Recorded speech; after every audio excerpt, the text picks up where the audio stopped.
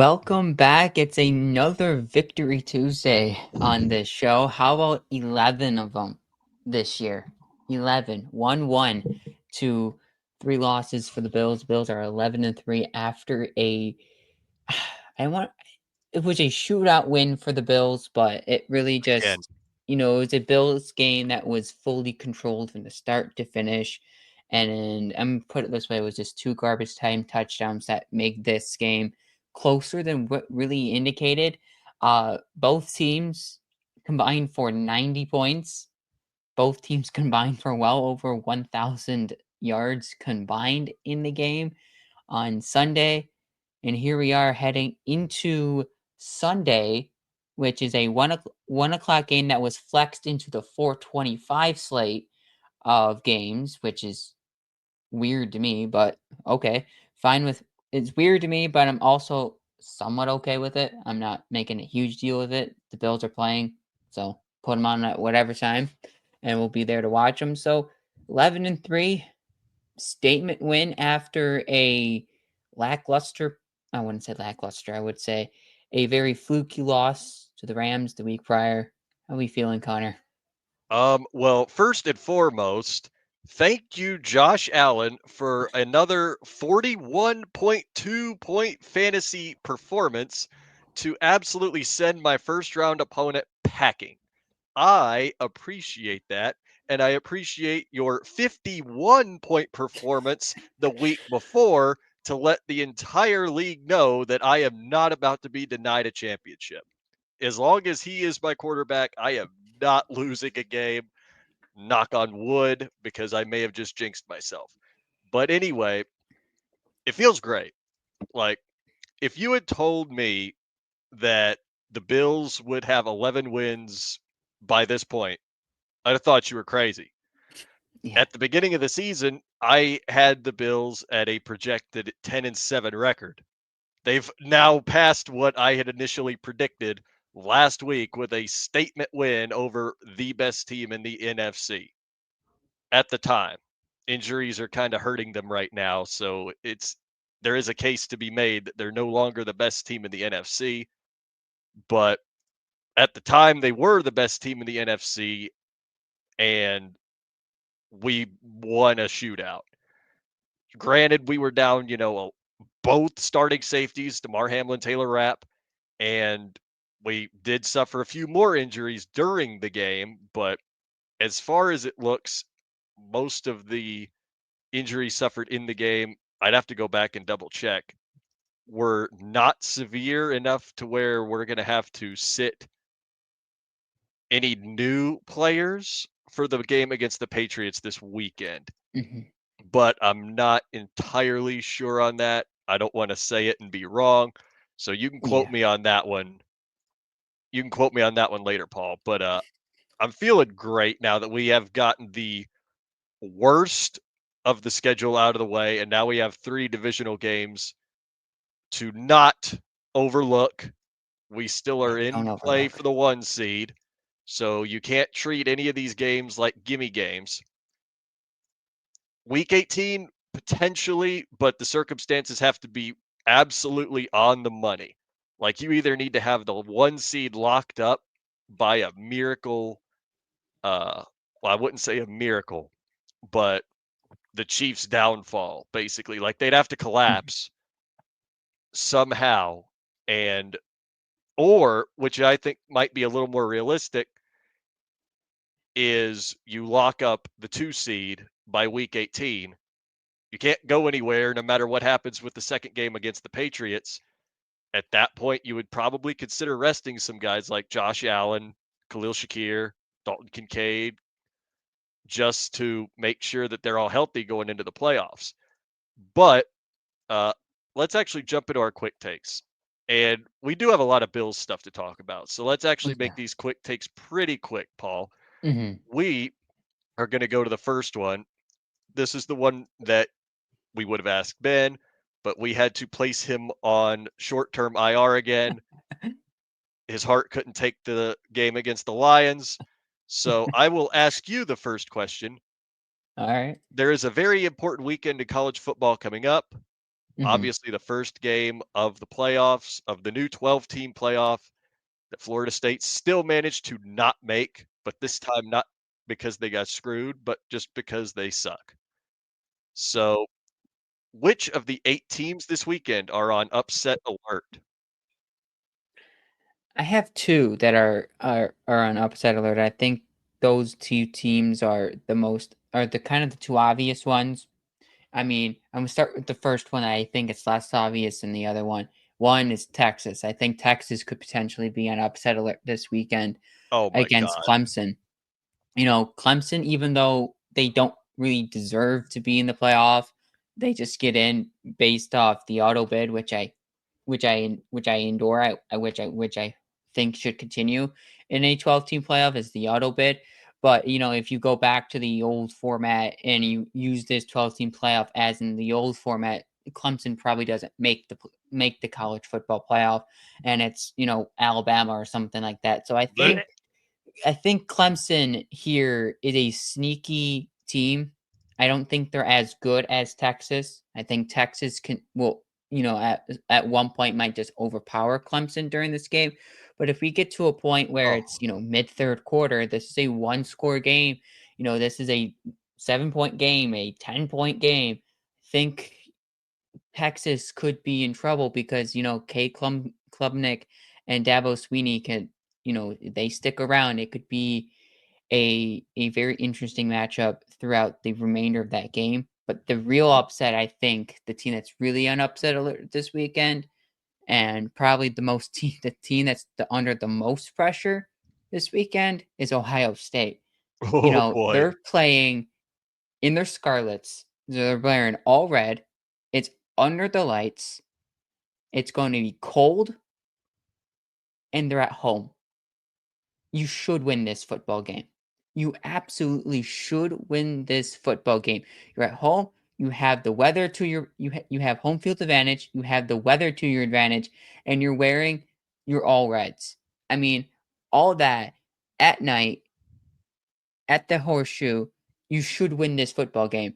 I mean, Tennessee will compete with you, but you stop Tennessee's run game, you should be able to win this football game. You make Tennessee one dimensional, you win this football game, like by a lot.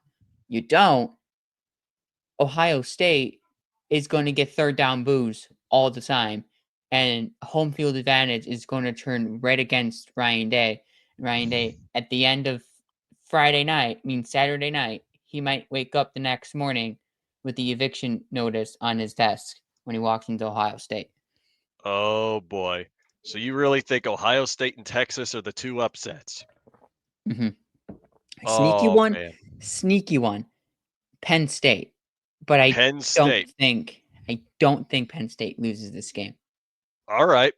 Well, I don't think they do either. We'll roll with that. If Yeah, Texas gives up this game to Clemson, I will absolutely just bury my head in my hands because I cannot stand to see Clemson succeeding in anything. yeah. They do not deserve to be in this playoff, but they are. This is the equivalent of the 7-9 Washington football team division winner hmm or the 8-9 Tampa Bay Buccaneers division winner a few years ago. This is a game that Texas should absolutely destroy Clemson, and they better.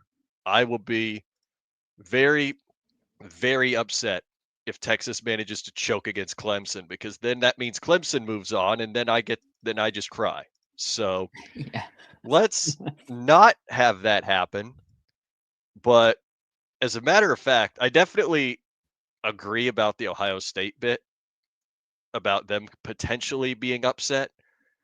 But college football is just weird. Like Oh, it's weird. anything could happen in any of these games. As a matter of fact, Oh, absolutely.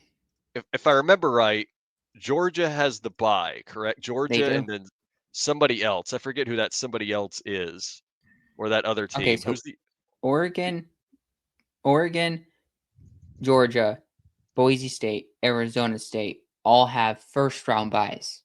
So the 4 games that are happening this weekend, basically, you just win and you go face one of those teams. There is no reseeding.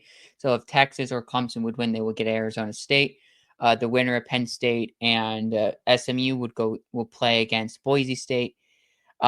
Winner of Tennessee Ohio State gets Oregon. The winner of Indiana Notre Dame will play Georgia.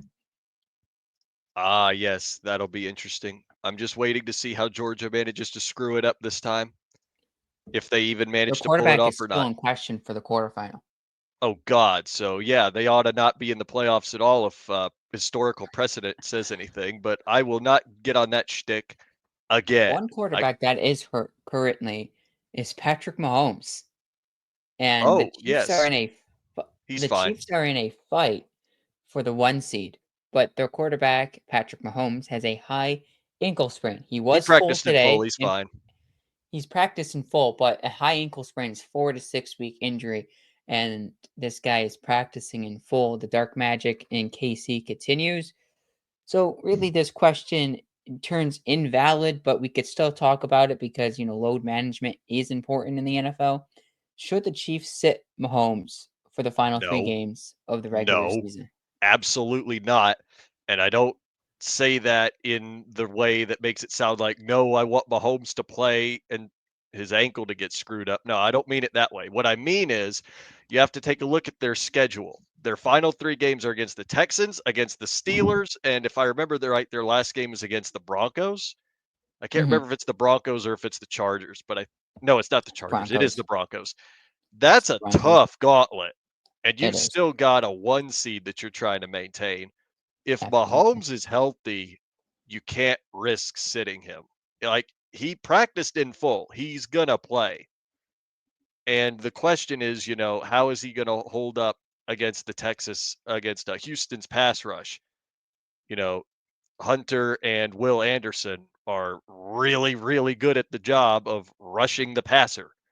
So hopefully Mahomes will come out of the game okay. But if they wind up losing that game, that'll be step one to the Bills securing the first round bye. But they would have to also realistically drop the next game to the Steelers. I just Hmm. don't see them losing two games in a row, especially that Steelers Chiefs game is going to be weird. Like, there's going to be some weird magic in the air when that happens. Like, I don't even know how to describe that game, but that's for next week.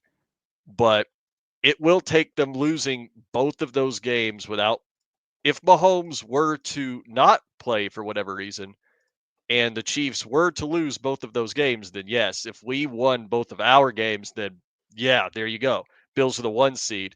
But it's just going to take a little more. It's going to take some luck, and I don't want to rely on luck for the 1 seed. Just play Hmm. the games that just play the games Buffalo has on the docket. Whatever happens, happens. If you get the 1 seed, you get the 1 seed. It's realistically out of reach right now. The Chiefs need to lose two out of their last three to even have a shot at it. So if Mahomes were to not play for whatever reason, which I don't think that'll happen, he will play. Uh, then you got a good chance. But at the moment, no, they are not going to sit Mahomes when they've got a 1 seed to lock up. You know that they would want that bye so Mahomes can rest his ankle. So Oh yeah. that's just how I see it. I think it is something to watch, but he did practice in full. So he'll wind up playing that game for sure. And hopefully, he makes it out okay. You'd hate to have him play a game like that and then something worse happen. I really hope that doesn't happen. Mahomes is just a freak to watch. Like, I Hmm. love watching him, despite the fact that their offense is just bad. They haven't put up more than 30 points all year. They've put up 30, but no more than 30. Hmm. They've done it, I think, twice. They're one of like four teams in the NFL this season to not have a game of over 30 points. And the other three teams are all bad. I'm pretty sure it's the Patriots, the Raiders, and the Giants are the other three teams. And then you have the Chiefs, which if you flip every single one of their one score games, they'd be 3-10 right now. But that's just another hypothetical that is not worth getting into.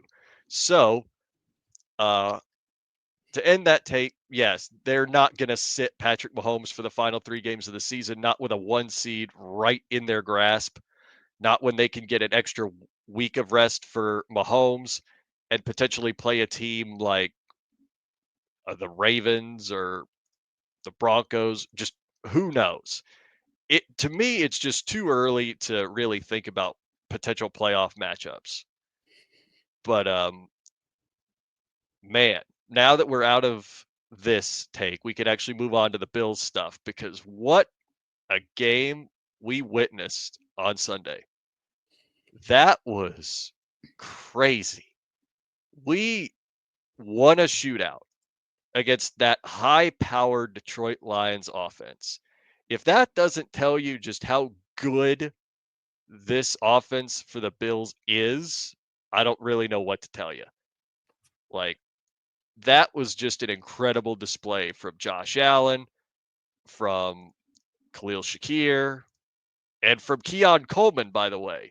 He saw the most snaps of any Bills player on offense in the skill position group, that is. He had the one catch for, I believe it was, 64 yards? Mm-hmm. Yes.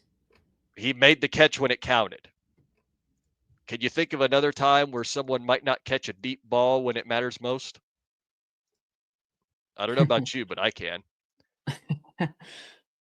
But that was just an incredible game. I think what's really going under the radar on this game is the fact that the leading rusher for the Detroit Lions was Jameer Gibbs. Now, this man usually runs over everybody that he plays. I mean, he is an immensely talented player. Against the Bills, Jameer Gibbs, 8 carries, 31 yards. Think about Oh, that for a minute. man. The questions that we had about Buffalo's run defense just got a lot Man. more vague. We're having to ask even more questions now after they held one of the best running backs in the NFL to 31 yards. I mean, But that's I insane. know I know a few Bills fans that'll be like, "Oh, but he still scored a touchdown. It doesn't matter." No. 31 yards out of the whole game. That's Jeez. absolutely just what a job by the Bills defense. The run defense, that is. The defense that, was the one point of contingency where we were just like, this is how we might lose in the playoffs, but no. Run defense peaked at the right time. Pass defense, on the other hand, we can't really say the same thing. They still put up 42 points. I mean, Amon-Ra St. Brown you're had without your himself. two starting safeties and Mhm. Rasul Douglas. So I mean, Yep, the I pass know. defense was all of us was going to be the quote unquote weakness, but Cole Bishop and Cam Lewis allowed nothing over the top. The only thing True. that you could say was that Jameson Williams deep ball down the field, but there was a flag on that play, and he dropped the football, so it doesn't count as the safeties getting beat over the top. Mhm. So Cam Lewis, Cole Bishop, the first time really playing with each other, didn't get beat over the top. They kept everything low underneath, and it just made the Lions work the hard way up the field, and at in most times they just couldn't do that until the last few possessions where the Bills just eased off just a little bit. They eased off on offense, they eased off on defense. They really didn't need to push hard on offense, and they didn't even have to play so aggressive on defense because they had such a large lead. Yes, it was a 21-point game at one point. It was shrinking down to 6 at the end of it, and it ended on crazy, a crazy onside kick, but this game wasn't close from the start of the game. It wasn't close really to the end of the game, even though it was a shootout. Both combined for over 90 points in this game. The both teams just racked up yards everywhere. Mhm. But I think we're missing the point here is that, Josh Allen, he's a beast. He is the Him. MVP. He is him. He has to be the MVP of this of the NFL. Oh, He hey, we were has to be just the talking about this. MVP of Buffalo. He's just on a tear the last 3 games.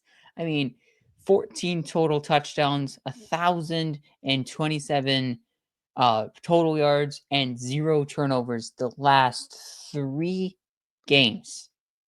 And then you talk about his predecessor, Lamar Jackson. Tell me a Predecessor. 3 games 3-game stretch where Lamar Jackson looked this good. You can't. Interesting choice of words, but you literally can't. Now, Ravens fans will try, but you can't. Let's just put this into perspective really quickly. So, Josh Allen in the game against Detroit, 23 for 34, Mhm, 362 yards, 2 touchdowns, no interceptions, a mhm, 95.2 QBR, and a 122.4 passer rating. Josh Allen also tallied 11 carries for 68 yards and 2 touchdowns, longest being a 21-yard rush. That's just unbelievably incredible.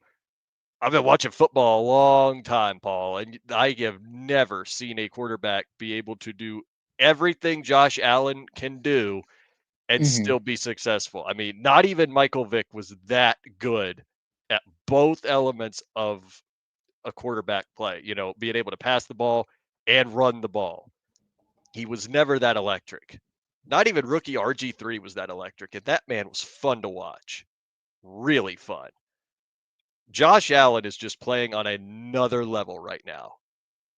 I've said it a million times. This is literally a more athletic version of Ben Roethlisberger in his prime. The only difference is obviously, other than the off the field antics that Josh does not get into, which we all love for that, his accuracy isn't as good as Ben's, but it doesn't matter because he's better in every other way. Yeah. He's way more athletic. He's honestly a lot tougher. And Prime Ben was almost impossible to sack. Prime Ben was almost impossible to wrap up and bring down, even when he did take off with the ball. Rare, he'd get in Arians' face afterwards, asking why he was forced to do that, telling him to scheme better. But no, Josh just does it on his own. Like, the man is an otherworldly talent right now. And there are very, very few circumstances where you would have an argument where Josh Allen does not deserve MVP. Very few, and none of them involve Lamar Jackson. None. Mhm, I do not care what they say, because you have to think about it, Paul. The Ravens right now, they are 9-5, a game outside of their own division standings, right? yep, So why should a quarterback of a team that did not win their division, hypothetically, win league MVP? What did you really do to deserve league MVP when you couldn't even will your own team to the division title? mhm, That's saying if he does not win it. Now, something I didn't tell you earlier, or anybody earlier, because I was at the beach, I really didn't want to get involved in this discussion as much as I did in the first place, but y'all just wouldn't stop talking about it. Here's the other thing, too, right? If you look at the MVP winners in the past even 5 years, they all have something in common. They are all members of the number one seed in either or conference. Last year, remember how everybody was mad, myself included, that Lamar Jackson won MVP and Josh Allen didn't. mhm, Ravens were the 1 seed that year. yep, The year before that, Patrick Mahomes was league MVP. Chiefs were the number one seed that year. It's a trend. It's a short trend, but this is something that literally only I would ever notice because I look at stats that in depth. The way I can absolutely tell you Josh Allen locks up MVP is if the Bills somehow manage to get the 1 seed and Mahomes and the Chiefs just collapse.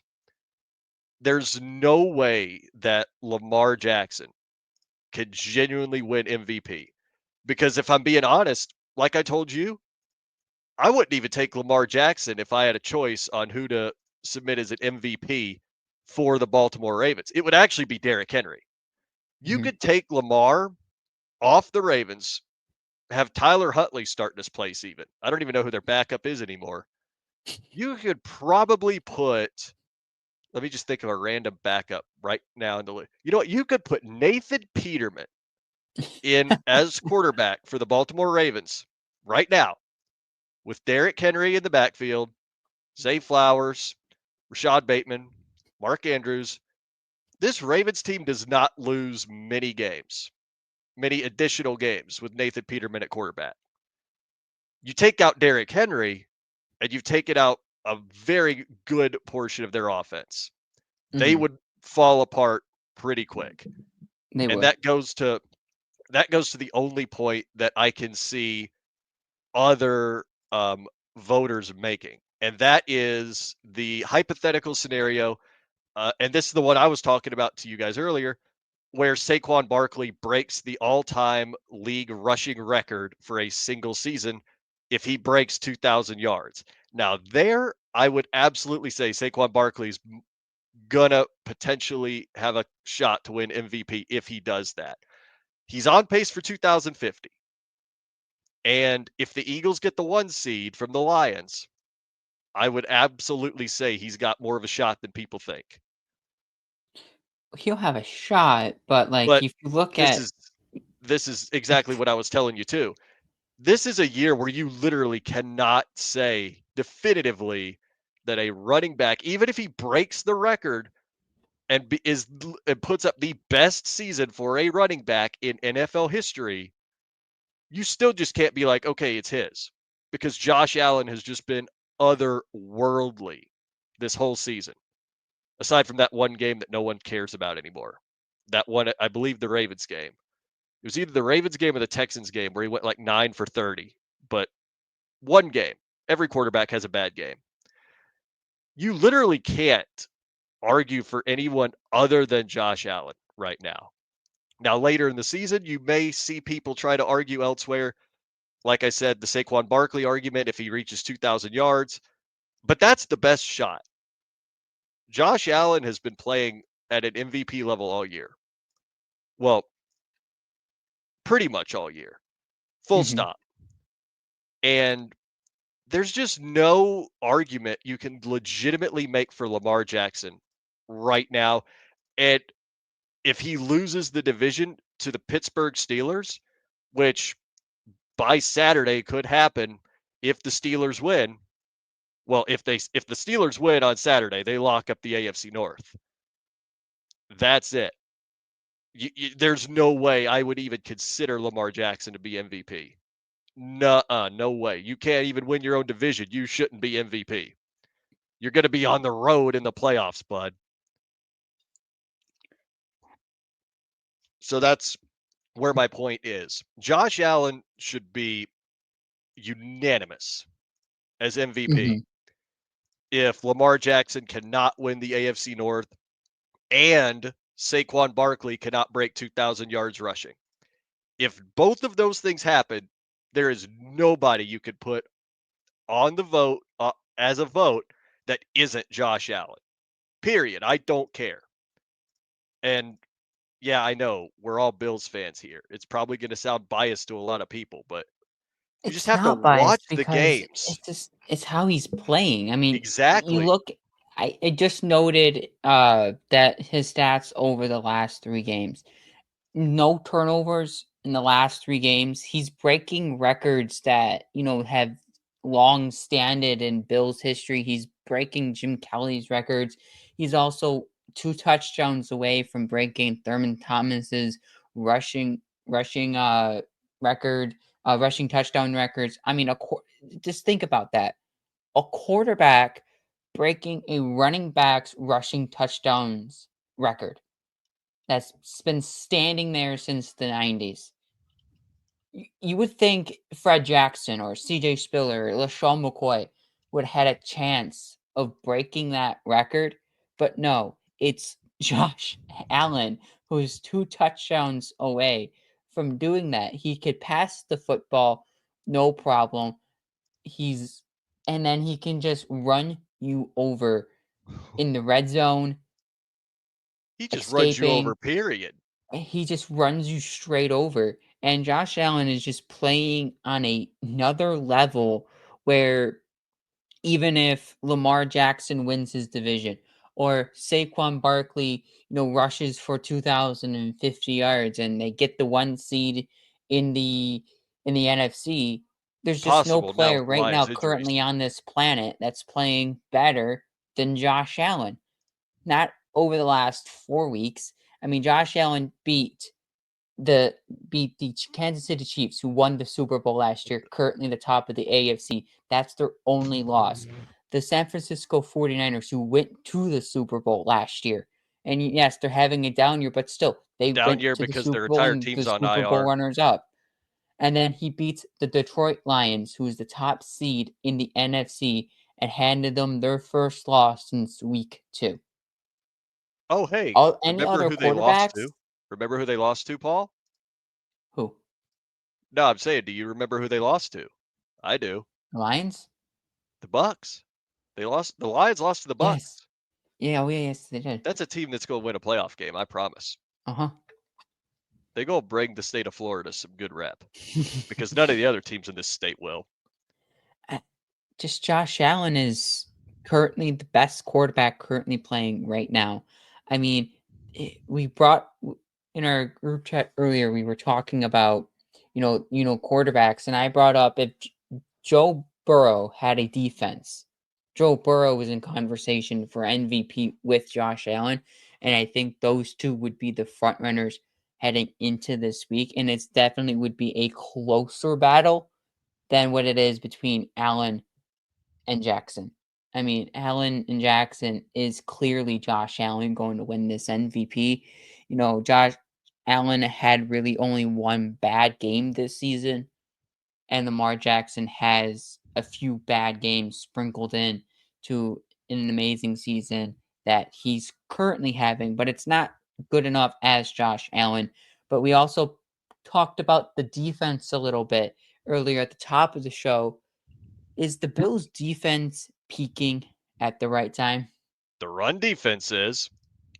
You just stopped two of the best in the business in Jahmyr Gibbs and David Montgomery. Granted, David Montgomery is, I don't believe many people would consider him upper echelon in running back. They consider him good, but not great. But Jahmyr Gibbs, oh no, they consider him an incredible talent. And to hold him to what they did, just let me repeat the stat again. Let me repeat the stat again. Mhm. Eight Hit it. carries, eight Mhm. carries, 31 yards. He averaged 3.9 yards per carry. Ty Johnson had a better average yards per carry than Jahmyr Gibbs did. Yeah. Like, you're telling me that the run defense is problematic right now? No, save it. Mm-mm. Save it. Run defense is peaking at the right time. And now you have basically, in terms of rushing competition, this week, got Patriots. Ramondre Stevenson is no slouch. You got to prepare for him. The week after that, you got Brees Hall, if he even plays at all. That rhyme was unintentional, by the way. And then obviously you got Ramondre Stevenson again. So the run defense has time to gel even further now that you have even less of a threat than Jahmyr Gibbs to worry about for the rest of the regular season. Now you get into the playoffs, depending on who your first opponent is, maybe who knows who you'll see. Like you could see anybody from, let's see, uh, current 7th seed right now is the Chargers. So Gus Edwards, if he comes back, I mean, he's really good. Don't get me wrong. I do like Gus Edwards. plenty of other teams, like if Denver falls, you could see another good one. If the Ravens even somehow manage to fall all the way to 7, which I doubt, you'll see Derrick Henry again. Now, there's the toughest competition. I'd say the second toughest would be if Miami somehow miracled their way to the 7th seed and we had to face them round 1. Devon Achane is certainly no slouch. Or if the Colts somehow make it and Jonathan Taylor doesn't drop the ball in the end zone again. But the run defense is peaking at the right time. The rest of the defense needs to get healthy. Mhm. Taylor Rapp and DeMar Hamlin were missed out there. I'll tell you that right now. They were. They were missed, and Sewell was missed. If Sewell was in the game, I am pretty much guaranteeing that they are not going to pass that many. They're not going to get that many yards in the air. Something that I feel like nobody's really talked about after that game, Jared Goff threw the ball 59 times. Yeah, we made them one-dimensional. Yeah, that's because we had a 14-point lead in the first quarter. Mhm. We literally took the game and ran away with it in the first quarter. That immediately limited the play calling potential that Ben Johnson could, reach into his pocket to use. I mean, we just absolutely bulldozed them out of the gate and caused them to have to go one dimensional in a hurry, which is obviously why you see that Goff threw for 59 passes. He threw 59 passes for 494 yards, 5 touchdowns, was sacked 3 times, had a QBR of 76.5 and a 118.9 passer rating. That rating's just really because he had 5 touchdowns and almost Right. 500 yards. Pretty sure in fantasy points he put up like 41 points, which if you were a Jared Goff streamer, congratulations, you probably won your first game of the playoffs if you were even playing. But man, just not enough good things to say about the Bills' run defense getting hot when it matters, and not enough good things to say about the state of the offense as a whole. Like, my God, the game that's one of those games that defines a season. And I've seen many, many regular season games that will define a season. I saw it in 2017 when the New England Patriots beat the Pittsburgh Steelers on a bad call, yes, but they still won. That was the game that was just like, okay, yeah, this team's going to the Super Bowl because they found a way to win a tough game against a tough opponent. 2018, I saw the Baltimore Ravens do it to the Cleveland Browns. You knew they wanted it. They were in danger of losing the game.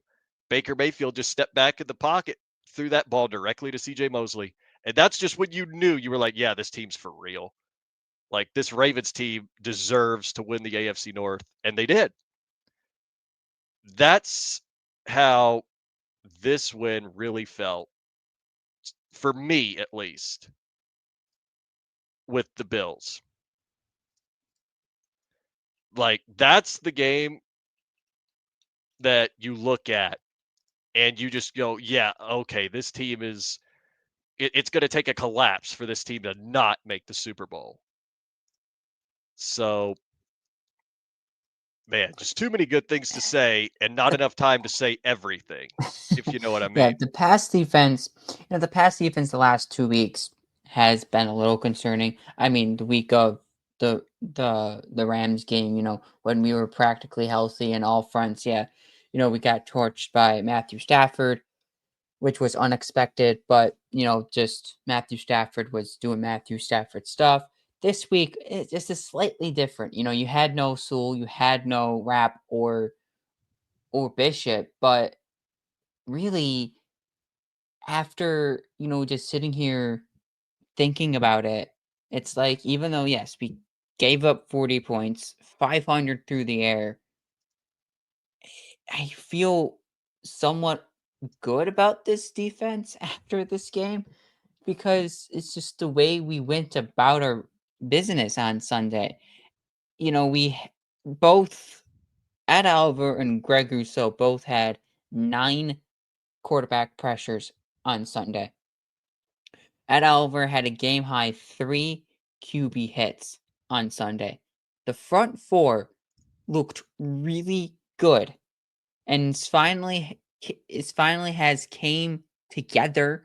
We've been asking for what's going on with the Bills front four for the last few games, and here they are. They finally come out, they grab a few sacks, they get tons of quarterback pressures, and they hit Jared Goff. On top of that, your run defense only allowed Jahmyr Gibbs 31 yards, but only allowed that entire run offense to 3.2 yards a carry. On top of the 3.3 they allowed the prior week, making a two-game average about 3.2 yards per game the last 2 weeks on run offense against this defense. If you look at what the Bills have upcoming, it's the Patriots. They can clearly make them one dimensional. Their run offense isn't, great, but it's good enough to where it could possibly pose a threat to the Bills defense.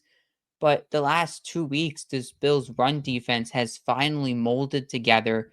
They made the right decision with having Jordan Phillips up this week instead of Quentin Jefferson, and then the addition of Smoot.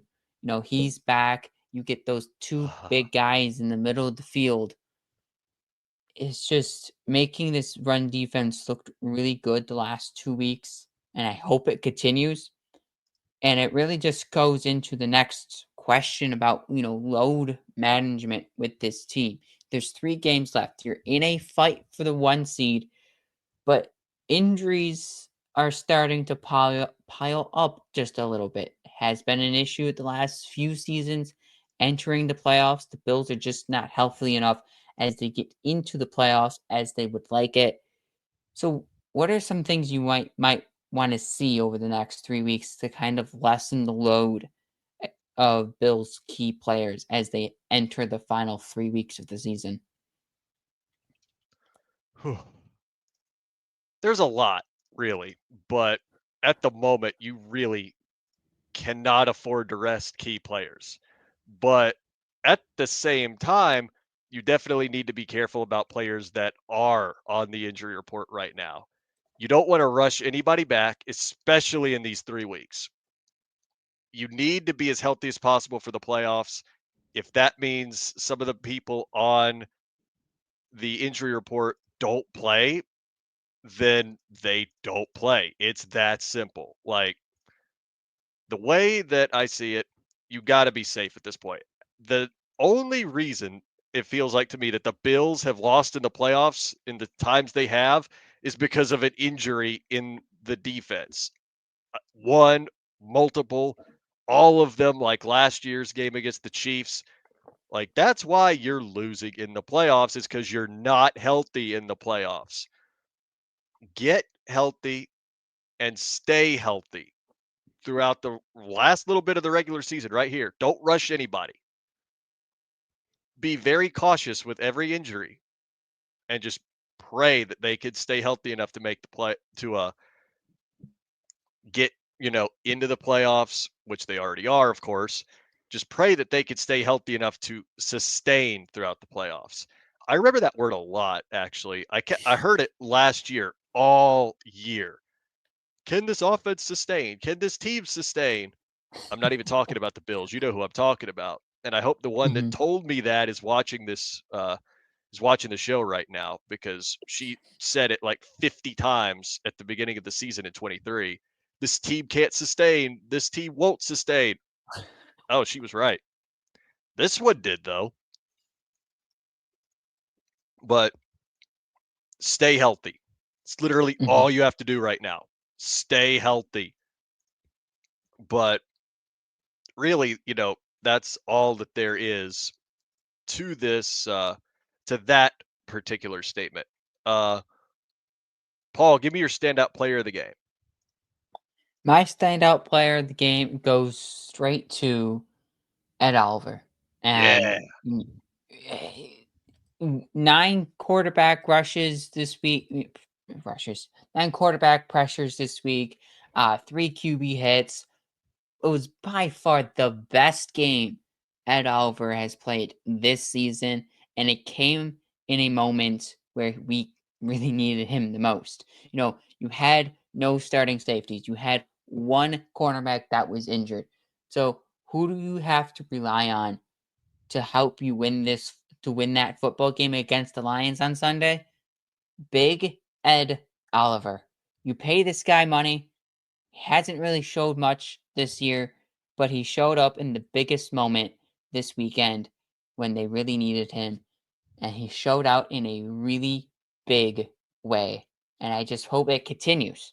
We just talked about this defense peaking in certain areas at the right time. All we just need to do is that peak just needs to get bigger and bigger and bigger and higher, higher and higher. So when you get to the playoffs, you're ready to dominate.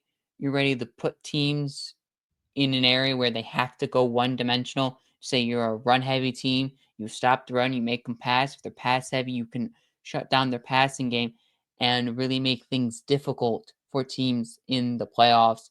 And that really just goes to your front four.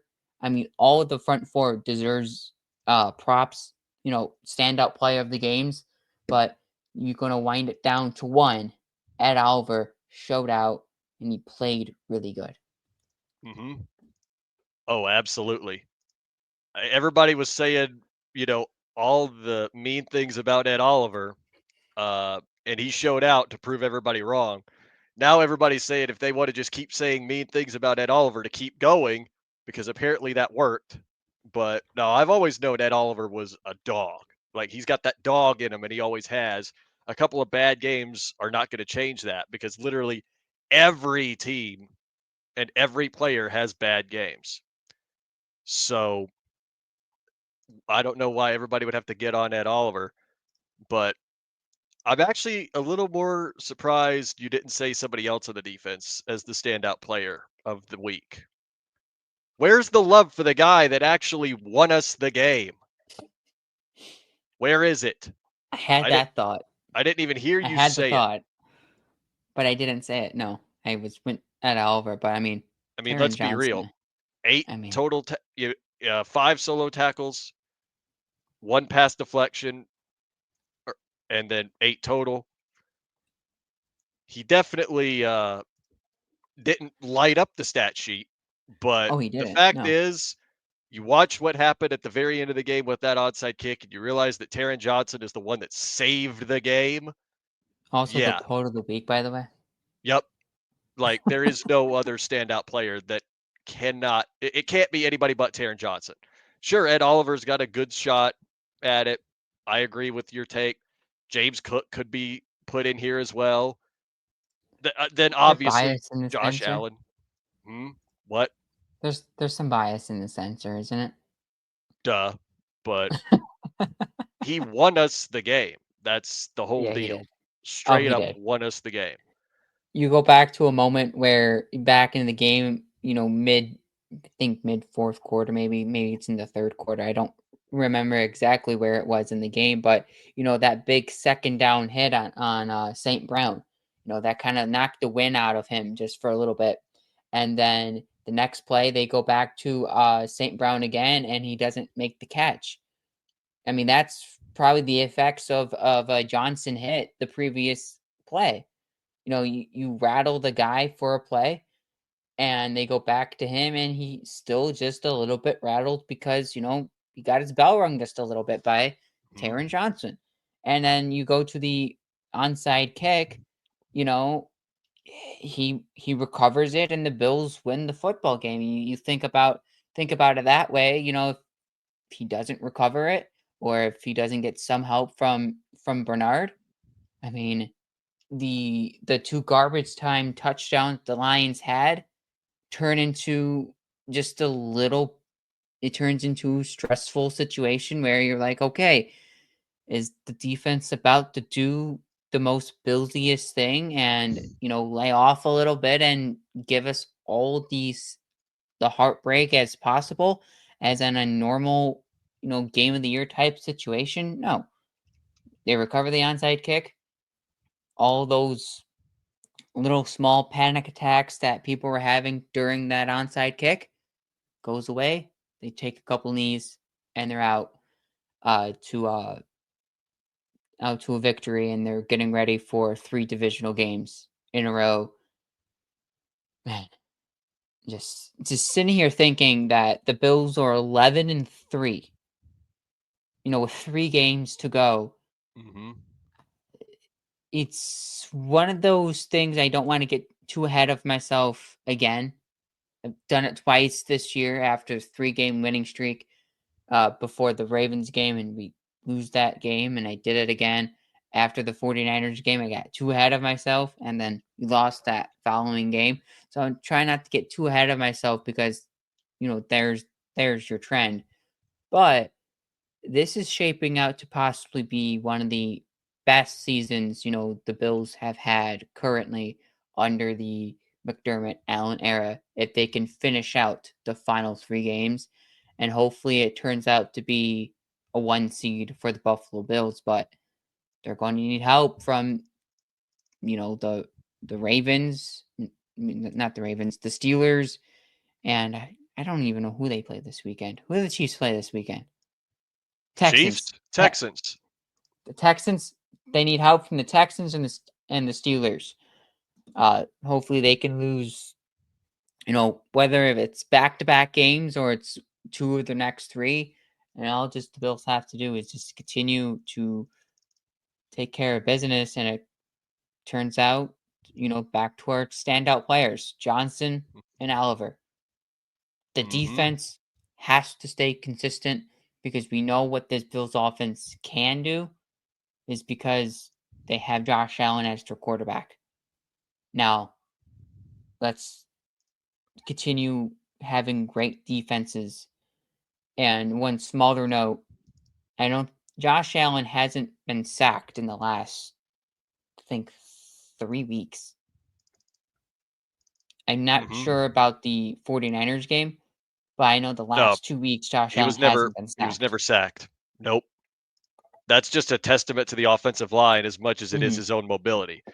But Oh, yeah. let's actually move on to the game picks. Let's make these pretty quick because we got a lot of them and we got some good ones on the docket. We do. So Ben never gave me his game picks, so we'll ask him just roll later. these. We'll ask them later, or these will just turn out to be for fun. But game picks are always fun. Denver and LA. Uh, Thursday night football. Connor, who do you got? Thursday night football. Another lousy game. I'm kidding. Uh really it could go either way because this is one of those really weird division games and I actually think the Chargers are the better team, but the only thing is well yeah, and they are playing in LA, but LA has a thing about opposing teams fans taking over the stadiums. So, I am still taking the Chargers to win the game. I think their offense is that much better. I still am wary on Bo Nix. I think if the Broncos manage to make the playoffs, he's going to have a very rough go of his first playoff game. But I'm taking the Chargers anyway. The AFC playoff picture is kind of in place. If one of these 2 teams loses, it kind of turns into an interesting race between the loser of this game and the Colts. But the Colts playoffs chances currently right now, I believe, is at 22% after their loss on Sunday. So, if they would have won that game, the playoffs streak goes, the playoff chances go like to 80%, but they just took a complete downfall. I like Denver in this game. Denver has been playing really well, and they clinch a playoff berth with a win today, with a win on Thursday. All right, Houston has to go on the road to Kansas City to play the Chiefs on Saturday afternoon. It's a 1 o'clock God game on bless. NBC. Houston or KC in this game. Well, you already know how it's going to go down. Kansas City is going to find a way to win somehow because Patrick Mahomes does whatever weird magic he's got up his sleeve to win the game. So I'm taking the Chiefs. I will not bet against Mahomes until something proves me wrong otherwise. Yeah, same. I we tried it last week. Didn't work, but they punted 8 times, so their offense is still an issue. I'm not gonna go against the Chiefs against Houston. They're at home. Maybe against the Steelers because they have to go on the road, but at home they get all that voodoo magic to their side and whatever they do as a pregame ritual in Kansas City. Ravens and Steelers is the 425 game on Fox on that Saturday. We all know Lamar struggles against the Steelers. Hmm. Do the Ravens pull out even though they're at home? No, absolutely not. This is something that I don't really think other fans of other teams, like Bills fans or just anybody, is really going to understand like Steelers fans do about when Mike Tomlin gets in that moment when they're playing the Ravens and the AFC North is on the line. What that man turns into on the sideline. He turns into a freak. The Steelers are going to win that game. Now, it won't be easy. Baltimore will not give them an inch, but they are going to absolutely get worked over by Pittsburgh. Mike Tomlin might not have to pull a Jacoby Jones and trip somebody on the field, but they're still going to win. And no, the Yinzer is not coming out for this one because I don't really feel like it. I'm too focused on the Patriots at this point. We got to beat the Patriots, but the Steelers are going to beat the Ravens, and hopefully a Steelers win, a win for the division will shut up the Lamar Jackson for MVP talk. This game's interesting because if the Ravens win this game, they still stay within arm's length of the Steelers for the AFC North. If they lose this game, it could be a very interesting road to trying to win the AFC North, or now at this point would be trying to survive the final 2 games to get into the postseason for the Ravens. Lamar struggles, just even though it's not on the road, it's still the Steelers. There's still that weird, weird feeling against, when Lamar faces the Steelers. I think the Steelers pull out this game, but it's going to be close. I think this game is going to be your classic AFC North, battle to the very end type of game. Vikings have already have clinched their division, but Seattle No, they haven't. without possibly Geno Smith for this game is still trying to fight for the NFC West or just sneak into the playoffs. Paul, you said Vikings division. are No, they sealed. haven't. Huh? You said they clinched the division. No, they didn't. Vikings in a clinch? No, the Vikings can't clinch. They're not even ahead of the Lions. Oh, they're Lions, they're tied with they have the same record, but the Lions have tiebreaker. never mind then. Yeah, it I ain't I over. seen I seen I didn't. It must have been a clinched playoff berth. I just It's got a that clinch. confused. I don't even think they Yeah. have a playoff berth clinched yet either. They oh wait, no, they do. They do. That's They right. do. I seen the X earlier today on by their name, and I thought that for some reason meant clinched division, but that's my bad. But Vikings have clinched a playoff berth while the Seattle Seahawks are trying to do that. Vikings or Seahawks? Well, for me, if Kenneth Walker plays, not only will I be very happy in terms of fantasy implications because Kenneth Walker is my main running back and has been all season, if he plays and they have a really, really good start, I think the Seahawks can absolutely win this game. I am, in that regard, going to take the Seattle Seahawks to win the game if Kenneth Walker plays.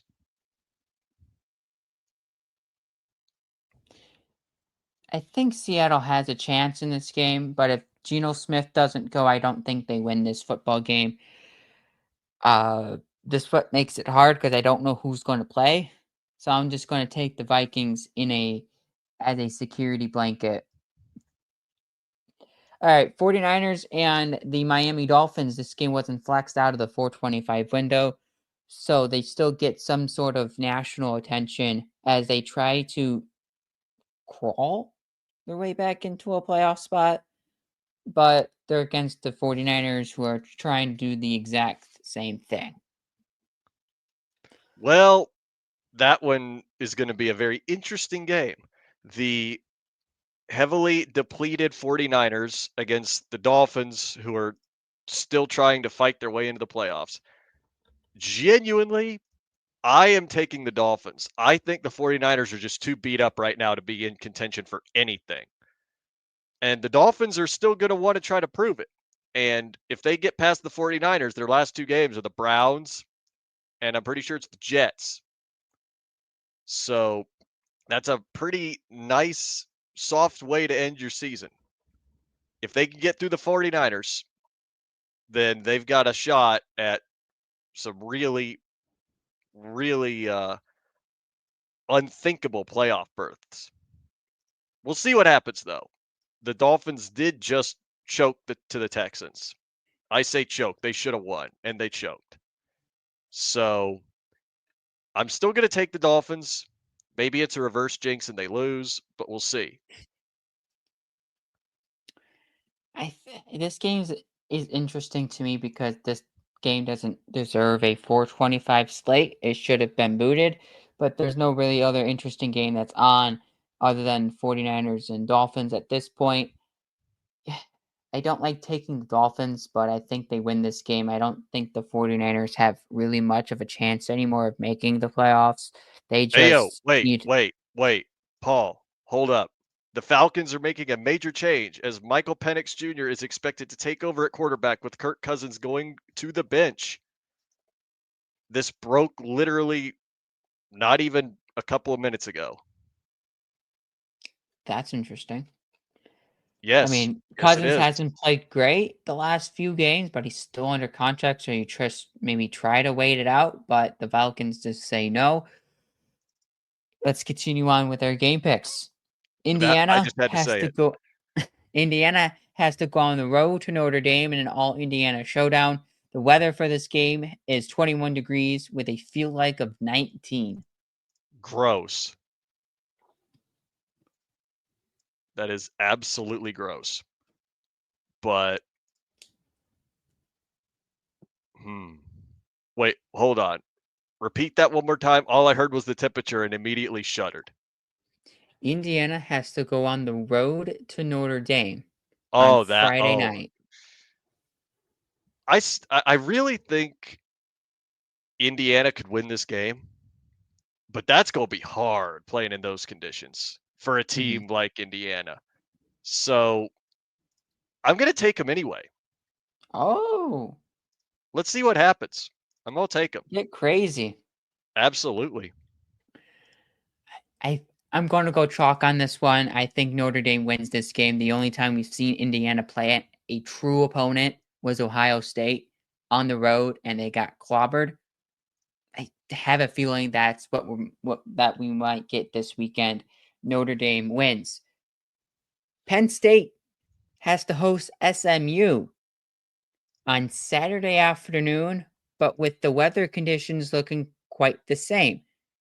27 degrees, a feel like of 16 for an SMU team going from warm to cold and have to play at Beaver Stadium. Oh, oh boy. I want to see SMU win this game so bad. So bad. And you know what? Just because of that, I'm going to take them to win the game. I want to see them win this game.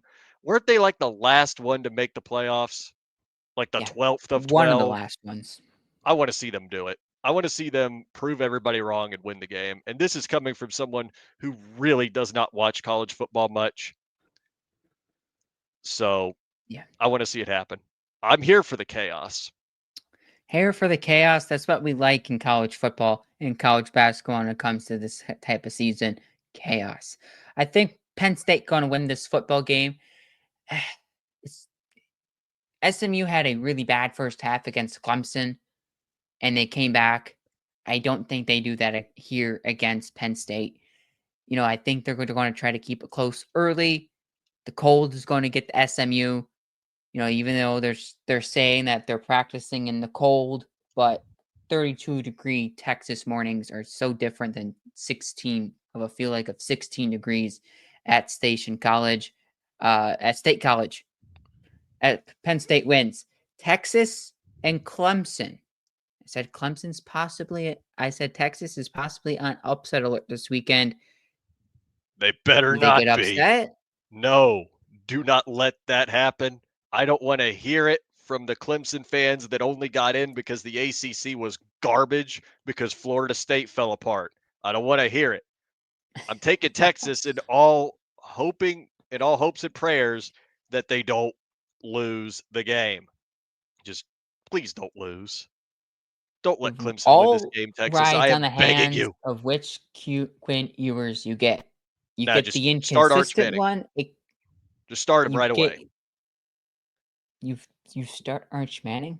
Start him right now. That would be more of the chaos theme, but agreed. It's going to have to be a superstar game from Quinn Ewers. Why are you Yeah, giving me that look? I'm already you're telling you that saying start Arch Manning in a playoff I'm game. just here for the chaos, okay? I mean, I know I know you're unserious, but When it comes to college football, yes. I mean, Just because my own team okay. absolutely sucks.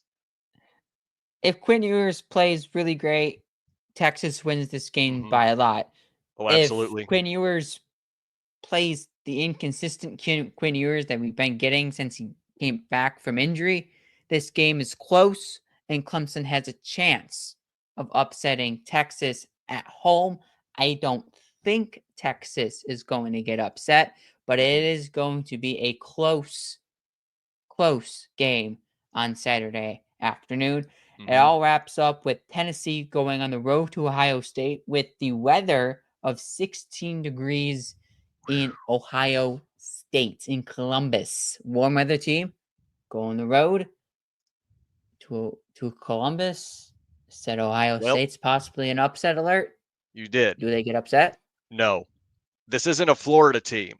Florida teams are the ones that get the reputation for being unable to play in the cold.